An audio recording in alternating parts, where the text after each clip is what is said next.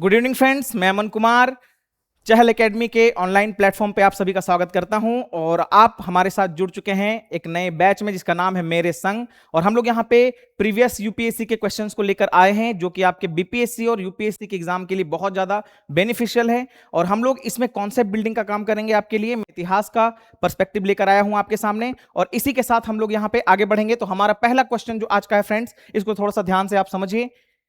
हमारा पहला क्वेश्चन है, According to Kautilya's Arthashastra, according to Kautilya's Arthashastra, which of the following are correct? A person could be slave as a result of a judicial punishment. कोई भी कानूनी सजा के कारण गुलाम हो सकता है। ये बेसिकली अर्थशास्त्र के बारे में फ्रेंड्स ये बात कर रहे हैं। और अर्थशास्त्र आपको पता है ये कौटिल्य के द्वारा लिखा गया है और ये चंद्रगुप्त मौर्य के पीरियड के समय लिखा गया था, है ना। उसी के आसपास लिखा गया था जिसमें राजनीति तंत्र की बात की गई है, लेकिन उसमें सामाजिक जो चीजें थी ना उसके बारे में भी बात की गई थी। जैसे उसमें स्लेव प्रथा के बारे में ये पूछ रहा है कि कौन कौन सा चीज सही है अर्थशास्त्र के हिसाब से। तो ये सही बात है, कोई व्यक्ति कानूनी सजा के कारण गुलाम हो सकता था, ये बिल्कुल सही है। अगर कोई गुलाम अपने मालिक को बेटा पैदा करती है तो वह कानूनी तौर पे आजाद थी, ये भी सही है। दोनों स्टेटमेंट सही है। तीसरा क्या है, if son born to a female slave was fathered by her master, मतलब ये बोलना ये चाह रहे हैं कि अगर कोई स्लेब है, फीमेल स्लेब है, अगर उसको उसके मालिक के साथ बच्चा पैदा हो जाता है तो उसको उससे मुक्ति मिल जाती है क्या स्लेबरी से? तो बिल्कुल सही बात है। तो 1 2 3।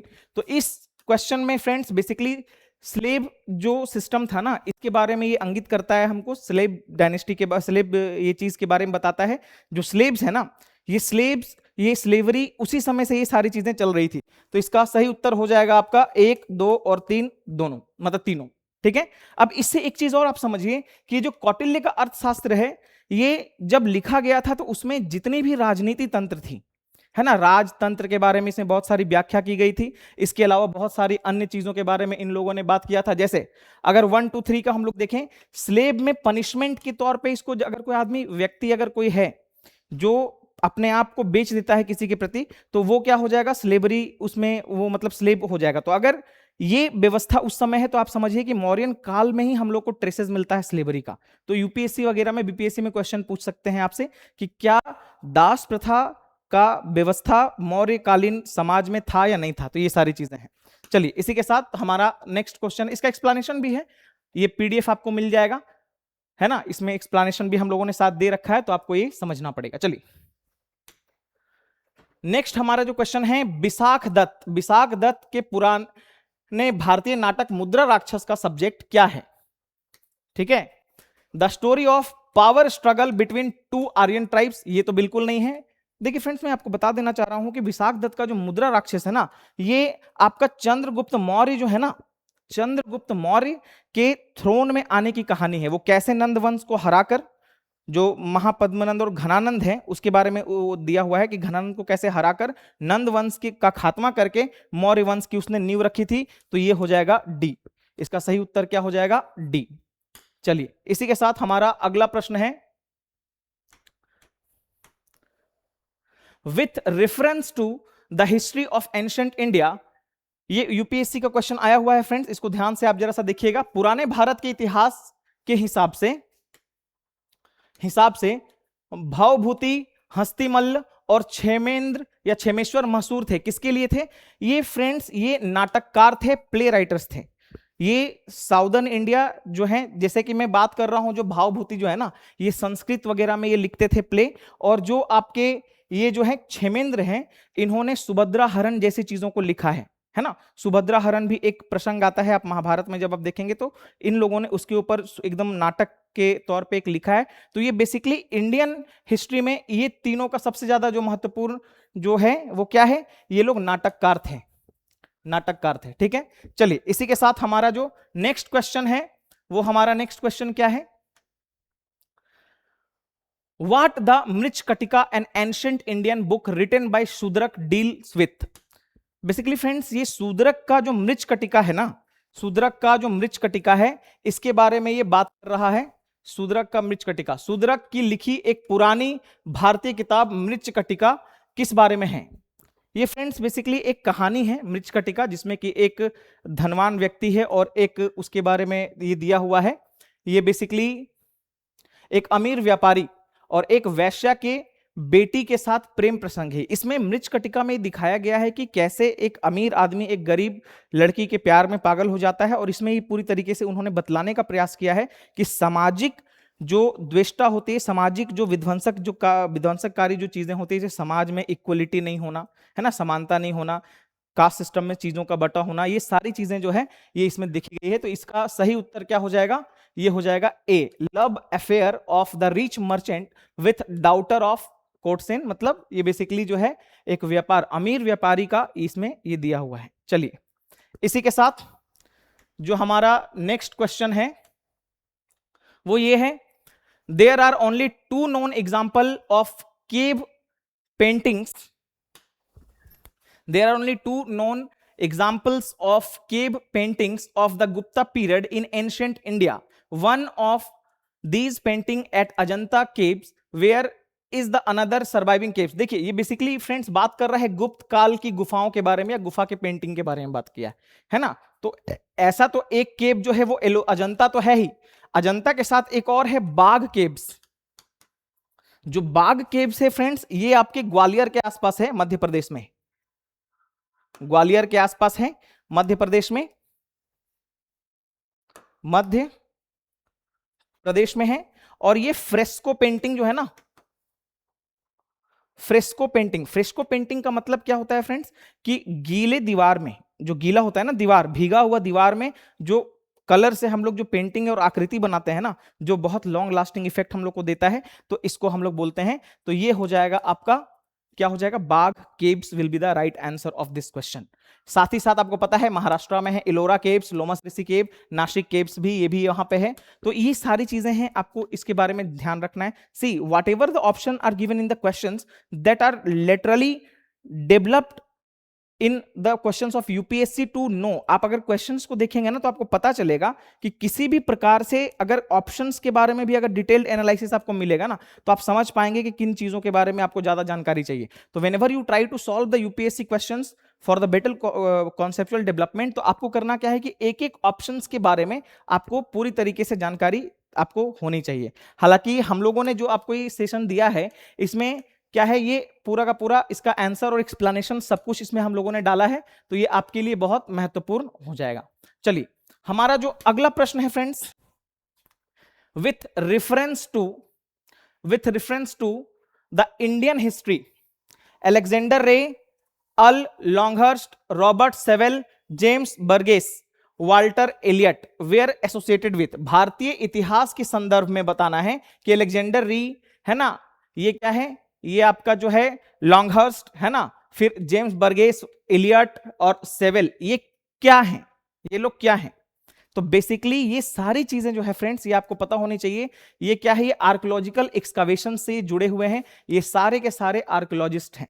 जैसे मैं जो बर्गेस जो है, ये बर्गेस इन्होंने ये लगभग आपके 1913 के आसपास ये जो है आर्कियोलॉजिकल सर्वे से जुड़े हुए थे। अलेक्जेंडर रे, ये अगर आप देखेंगे ये भी आपके 87-89 के आसपास थे, 1887-89 के आसपास थे। तो ये सारी चीजें आपको पता होनी चाहिए, क्योंकि यूपीएससी का एक नया पैटर्न है और बीपीएससी में भी ये सारी चीजें देखने को हम लोगों को मिल रही है कि किसी भी प्रकार से जो कोई पर्सनैलिटी है, वो आजकल ये नहीं पूछने की पर्सनैलिटी जो है वो क्या काम किए थे, उन्होंने क्या किया था, वो डायरेक्टली 2-3 किताबों का नाम दे देंगे, उसके थीम्स के बारे में पूछ लेंगे। वो क्या करेंगे, वो कुछ लोगों का नाम दे देंगे, पर्सनैलिटीज का नाम, और उस पर्सनैलिटीज के नाम में वो क्या करेंगे, अपने हिसाब से वो सारा चीज बता देंगे कि ये क्या है, उसमें ऑप्शन से आपको छांटना है। ठीक है, तो ये सारी चीजें हैं। चलिए इसी के साथ जो नेक्स्ट हमारा क्वेश्चन है फ्रेंड्स, ये हमारा नेक्स्ट, इसका एक्सप्लेनेशन भी अगर आप देखना चाहें तो एक बार एक्सप्लेनेशन इसका आप देख लीजिए। Alexander Rea, Longhurst, Sewell, Burgess और Elliot were associated with the archaeological excavations. इन्होंने आर्कियोलॉजिकल एक्सकवेशंस वगैरह से जुड़े थे। अलेक्जेंडर रे जो हैं वो 1882 के दौरान थे। ही रिटायर्ड इन 1913 है ना, as superintendent of archaeological survey of southern India. ये साउदर्न इंडिया से जुड़े हुए थे। He is also known for unearthing the sarcophagus from the hillock of Pallavaram, Tamil Nadu. So these type of explanation are given by Chahal Academy for you in this मेरे संग batch. तो ये जो है पूरा का पूरा जो है आपको एक्सप्लेनेशन मिल जाएगा, इसको आप पढ़ भी लीजिएगा, ये आपके लिए बहुत ज्यादा बेनिफिशियल होगा। हमारा जो नेक्स्ट है, हमारा नेक्स्ट क्वेश्चन है, which of the following had first deciphered, which of the following had first deciphered the addicts of emperor Ashok. इनमें से किसने सबसे पहले सम्राट अशोक के शिलालेखों को समझा था, है ना, सम्राट अशोक के शिलालेखों को समझा था। इसके ये एनसीईआरटी का क्वेश्चन है डायरेक्टली, है ना, जो यूपीएससी ने पूछा है एनसीईआरटी का। और ये 1837 के आसपास एक आदमी थे जिनका नाम था जेम्स प्रिंसेप। जेम्स प्रिंसेप जो थे फ्रेंड्स, इन्होंने अशोक के काल का ब्राह्मी लिपि जो है ना, अशोक के काल का जो ब्राह्मी लिपि है, इसके बारे में इन्होंने पढ़ा था और इसके बारे में उन्होंने जानकारी दी थी। और सिर्फ इन्हीं के पढ़े जाने के बाद हम लोगों को गुप्त काल का और मौर्यन काल का, हम लोग को उसके एडमिनिस्ट्रेशन का, उसके सोसाइटी का, इन सब चीजों के बारे में हम लोग को पता चला था। दूसरी चीज फ्रेंड्स, जो अशोक था ना, अशोका है मोर देन 30, अभी तक जो हम लोग को मिला है उसमें 30 से ज्यादा ऐसे इंस्क्रिप्शन हम लोगों को मिली है ना, 30 से ज्यादा इंस्क्रिप्शन वगैरह हम लोगों को मिला है, जो ये सारी चीजें अशोक ने धम्म की नीति, द पॉलिसी ऑफ धम्मा, इसके प्रोपागेशन के लिए, इसके एक्सपेंशन के लिए उन्होंने ये चीज रखा था। तो ये आपको पता होना चाहिए। तो बाद में उस समय क्योंकि ब्राह्मी लिपि थी, है ना, ब्राह्मी लिपि को इसने सबसे पहले पढ़ कर क्या किया, हम लोगों को समझाने का प्रयास किया और भारतीय इतिहास में एक नया आयाम खुला जेम्स प्रिंसेप के पढ़े, मतलब वो जो इंस्क्रिप्शन है उसको पढ़े जाने के बाद। उससे पहले ये पढ़ा नहीं जा सका था। हालांकि बाद में जब उन्होंने पढ़ा तो बहुत ज्यादा विस्तार में और बहुत ज्यादा एक एलाइट फॉर्म में हम लोगों को जो मौर्यन एडमिनिस्ट्रेशन है और गुप्ता एडमिनिस्ट्रेशन है, इन सब के बारे में जानकारी पता चली। ठीक है फ्रेंड्स, तो इसी के साथ विलियम जोन्स, बेसिकली ये रिलेटेड हैं आपके एशियाटिक सोसाइटी से, सोसाइटी। ठीक है, चलिए इसी के साथ जो हमारा आज का अंतिम प्रश्न है फ्रेंड्स, आज का हमारा जो अंतिम प्रश्न है, इसको आप थोड़ा सा अच्छे से पढ़िएगा। This is basically the concept building class और सोर्सेज ऑफ हिस्ट्री बहुत इंपॉर्टेंट होता है। मैं बस आपको ये बतलाना चाह रहा हूं कि जो क्वेश्चन इंपॉर्टेंट है और इंपॉर्टेंट पर्सपेक्टिव से हैं, उन सारे चीजों का हम लोग क्या करेंगे, एक मूल्यांकन करेंगे और उसी के आधार पर सारी चीजों को करेंगे। हमारा अंतिम प्रश्न जो आज का है वो ये है कि जो बुर्जोम है ना, रॉक कट श्राइन, है ना, ये है क्या, बेसिकली ये मैच द फॉलोइंग आपको बताना है कि कौन कौन सा सही है और कौन कौन सा गलत है, मतलब कौन सा सही है। देखिए, चंद्रकेतुगढ़ जो है ये बेसिकली टेराकोटा के लिए फेमस है, ये बिल्कुल सही है। और ये चंद्रकेतु जो है ना, ये आपके वेस्ट बंगाल में है, वेस्ट बंगाल में है फ्रेंड्स। बुर्जोम जो है ये आपका कश्मीर में है, ये कश्मीर में है। और जो गणेश्वर है ये आपका राजस्थान वाले रीजन में है, ये राजस्थान वाले रीजन में है फ्रेंड्स। तो इसको थोड़ा अच्छे से आप समझ लीजिएगा। गणेश्वर जो है राजस्थान वाले जो रीजन है, जो राजस्थान जोधपुरा इसको साइट बोलते हैं, राजस्थान जोधपुरा साइट या गणेश्वरा जोधपुरा साइट, जहां से कॉपर आर्टिफैक्ट्स हम लोग को मिले हैं। रेजर ब्लेड जो होता है ना फ्रेंड्स, रेजर जिससे हम लोग शेविंग करते हैं, यहां वो भी मिला है। गणेश्वर जो साइट हमारा है वहां पे कॉपर का रेजर मिला है, मछली पकड़ने वाला कांटा मिला है ना, छैनी, हथौड़ी और बहुत सारी चीजें हम लोग को कॉपर के आर्टिफैक्ट्स यहाँ पे हम लोगों को मिले हैं। तो ये सारी चीजें हैं, तो इसको ध्यानपूर्वक आपको समझना है। तो इसका सही उत्तर क्या हो जाएगा, कौन सा इसमें सही मैच है? तो फ्रेंड्स ये है 2 और 3, 2 and 3 आर करेक्टली मैच्ड।